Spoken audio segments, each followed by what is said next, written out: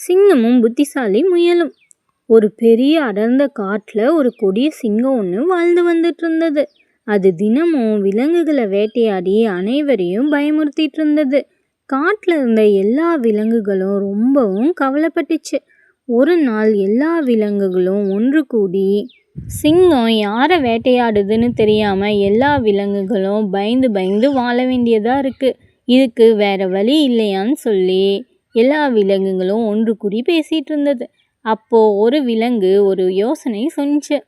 என்ன யோசனைனா, நாமளே தினமும் ஒரு விலங்கை சிங்கத்துக்கு உணவாக அனுப்பலாம், அவங்கவுங்க முறை வர வரைக்கும் அவங்கவுங்க சந்தோஷமாக வாழலாம் அப்படின்னு சொல்லி அந்த யோசனையை சொன்னிச்சு. வேற வழி இல்லாமல் எல்லா விலங்குகளும் இதுக்கு ஒத்துக்குச்சு. அடுத்த நாள் எல்லா விலங்குகளும் ஒன்று கூடி சிங்கத்துக்கிட்ட போச்சு. சிங்கத்துக்கிட்ட போய், அரசே, நீங்கள் தினமும் எங்களை வேட்டையாட வேண்டாம், நாங்களே தினமும் ஒரு விலங்கை உங்களுக்கு உணவாக அனுப்புகிறோன்னு சொல்லி பணிவோடு கேட்டுக்கிட்டாங்க. சிங்கமும் அதுக்கு சம்மதிச்சது. அதன்படி தினமும் ஒரு விலங்கு சிங்கத்துக்கு உணவாக போச்சு. ஒரு நாள் ஒரு சிறிய முயலோட முறை வந்தது. அந்த முயல் ரொம்பவும் புத்திசாலி. அதுக்கு சிங்கத்துக்கு உணவாக போக சம்மதம் இல்லை. எப்படியாவது சிங்கத்துக்கிட்ட இருந்து தப்பிக்கணும்னு சொல்லி அது யோசிச்சுட்டு இருந்தது. யோசிச்சு அது மெதுவாக நடந்து தாமதமாக சிங்கத்துக்கிட்ட போச்சு. கோபமடைந்த சிங்கம் சத்தமாக கர்ஜித்தது. ஏன் இவ்வளோ தாமதம்னு சொல்லி கோபமாக கேட்டுச்சு. முயல் பயந்தது போல நடித்து, அரசே, இன்னொரு சிங்கம் என்ன தடுத்துருச்சு, அந்த சிங்கத்திட்டிருந்து தப்பிச்சு வர இவ்வளோ நேரம் ஆயிடுச்சு அப்படின்னு சொல்லி சொன்னிச்சு.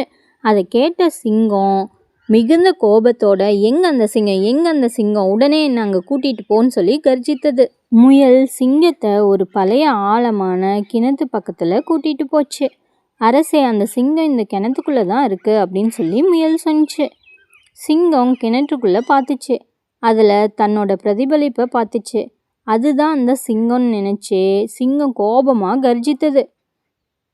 சிங்கம் கர்ஜித்தோடனே கிணற்றிலிருந்து எதிரொலி மறுபடியும் கேட்டுச்சு. அதை கேட்ட சிங்கம் மேலும் கோபமடைஞ்சு, என்கிட்ட சவால் விடுறியான்னு சொல்லி சத்தமாக கர்ஜித்தது.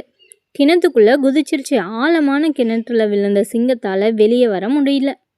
புத்திசாலியான முயல் மகிழ்ச்சியாக காட்டுக்கு திரும்பி எல்லா விலங்குகிட்டேயும் சிங்கம் தண்ணியில் குதிச்சு இறந்ததை சொன்னிச்சு. எல்லா விலங்குகளும் முயலை பாராட்டியது. இந்த கதையின் நெறி என்னன்னா, புத்திசாலித்தனமாக இருந்தால் எவ்வளோ பெரிய பலசாலியாக இருந்தாலும் அவங்கள நம்ம வெல்லலாம்.